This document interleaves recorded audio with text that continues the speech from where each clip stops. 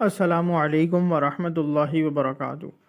بچوں کو نماز میں کتنی رکعتیں ہوتی ہیں وہ یاد کرانے کے لیے یہ میں آپ کے سامنے لے کر آیا ہوں۔ آپ اس کو سنیے اور بچوں کو یاد کرا دیجیے، اور جن کو پتہ نہیں ہے ان کو بھی پتہ چل جائے گا کہ ہر نماز میں کتنی رکعتیں ہوتی ہیں اور کون سی پڑھنی ضروری ہیں، کون سی نہیں، کون سی موقدہ ہے، کون سی غیر موقدہ۔ اور اگر آپ نے ہمارے چینل کو سبسکرائب نہیں کرا تو کر لیجئے تاکہ مزید ایسی ویڈیوز آپ کو ملتی رہیں۔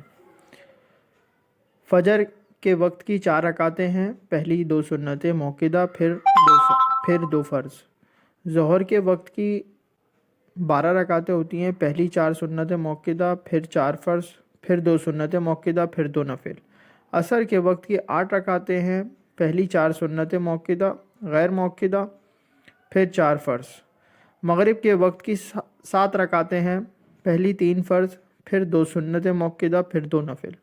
عشاء کے وقت کی 17 رکعتیں ہیں، پہلی 4 سنت غیر موقدہ، پھر 4 فرض، پھر 2 سنتیں موقدہ، پھر 2 نفل، پھر 3 وتر واجب، پھر 2 نفل۔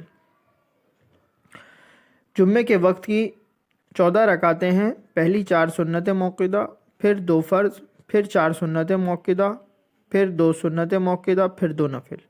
موقدہ وہ سنتیں ہیں جن کا پڑھنا ضروری ہے، نہ پڑھنے سے گنہگار ہوگا، اور غیر موقدہ سنتیں ہیں جن کے پڑھنے سے اجر بہت لیکن نہ پڑھنے سے گنہگار نہیں ہوتا۔ جزاک اللہ خیرہ۔